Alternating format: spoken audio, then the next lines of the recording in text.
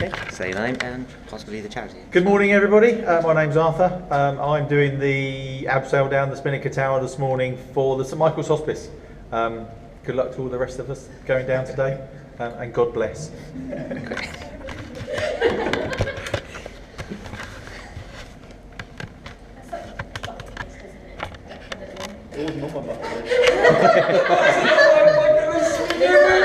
Family make you do. I'm really sorry.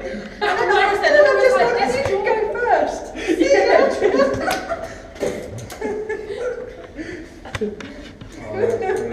That is so funny. It was on hers. I'm so sorry.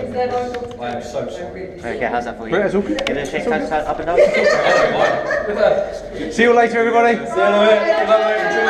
Watch your head as you come through here, because this door was made for people our size, not ours. So, the red rope I've just attached you, that's the backup rope. That's the one I'm going to be in charge of. Okay. You're basically towing it down the tower for me. So I can't rappel down. Well, basically, I've got you on that. And the idea of it is that just in case anything was to happen, You can lock it. I've got you on that, and I don't have to touch anything. It's a locking device. It locks the rope. To let you go, I have to open the lever all the way to there, Okay. and it's spring loaded, so it locks again if I let go. Okay. The idea with it, to be honest with you, from a speed point of view, is my gloves, obviously you're wearing your own gloves, Yeah. but my gloves are actually thinner than the gloves we Yeah. give everybody. If my hand's starting to burn, I know your hand's probably getting a bit hot, and I'll start putting the Start brakes on a putting little bit. Okay. But generally speaking, I'm not going to do that. It's only if anything happens, if your speed suddenly changes or something like that, I can lock up, or if you take both your hands off, I've got you. It's a bit like with a learner driver car. I've got the brake just in case. You've got control. But I'm not actually going to do anything to control your speed. You're going to do that, because otherwise it would be a lower, not an abseil. Yes. We're not in the business of doing that, because it's far too much work for me. This is going to be your rope, abseil line, black one. Comes off the tower, through the figure of 8, all the way to the ground.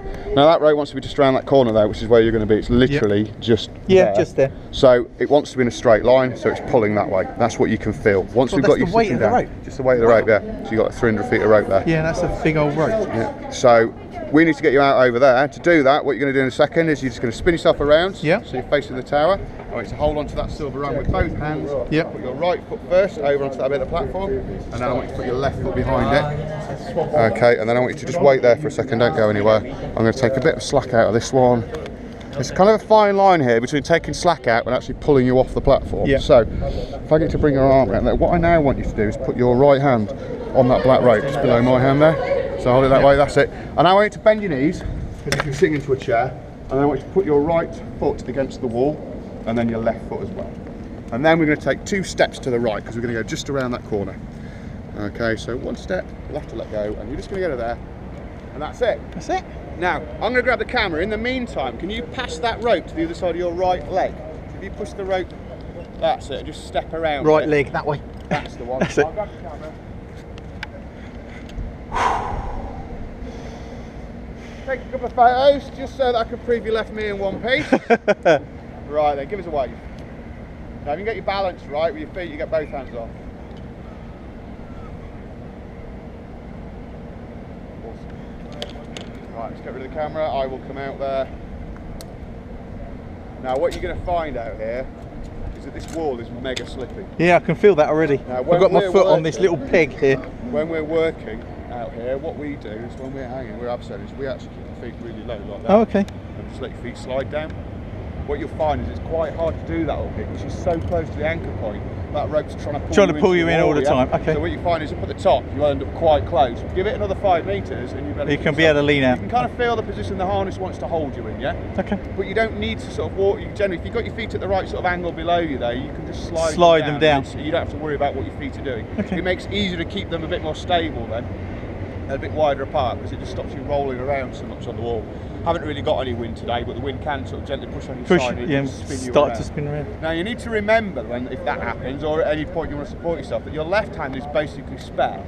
So if you need to support yourself, you can put it against the wall. Yeah, push yourself around, what have you.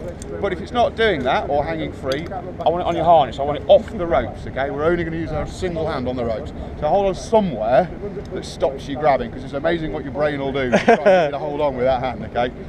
This hand, we're going to start off nice down by your hip there. So I want you to keep that rope down there. Now, handbrake is just to pull that rope Pull it towards tight, the isn't it? nice Yeah. firm pull on the rope, okay?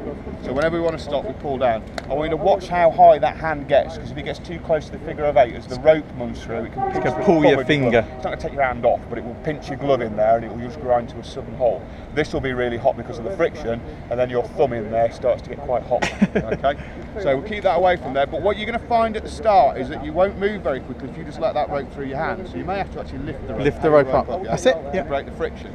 Further down we get, the less rope below you, you probably find you get to a point where you could actually just keep your hand and let the rope run through your hand. Okay.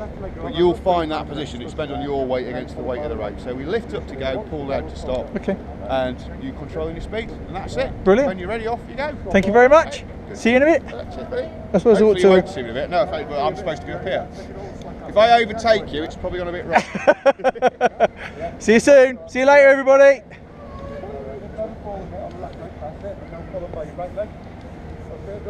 So you can see there, it's pulling you. Yeah, it's Well, pulling me. that's That's it. Away we go.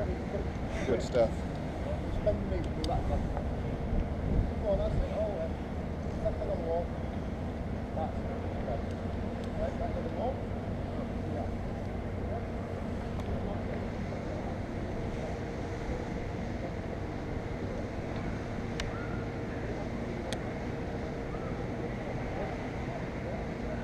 Bloody rope's heavy.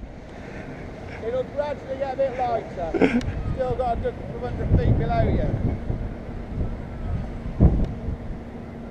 Hello!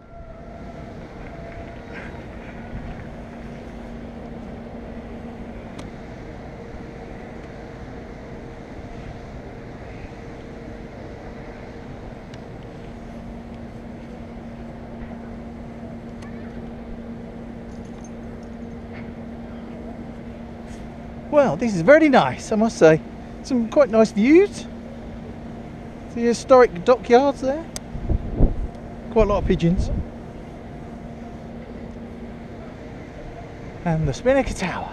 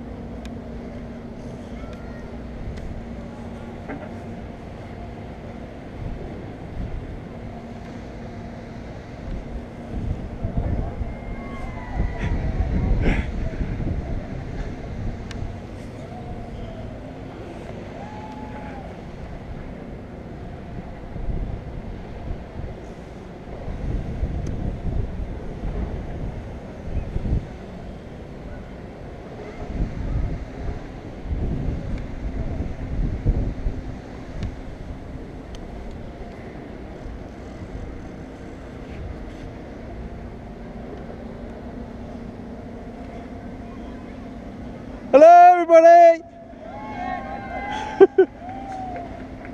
It's a very nice view from up here.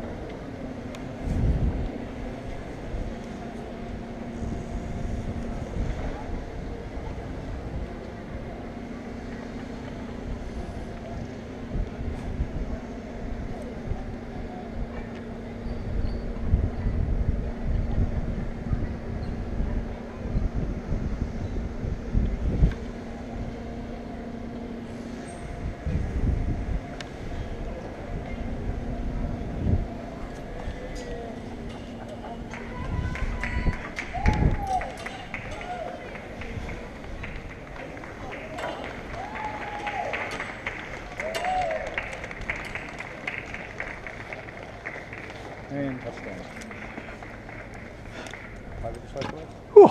You enjoyed that? I did, brilliant. Keep coming.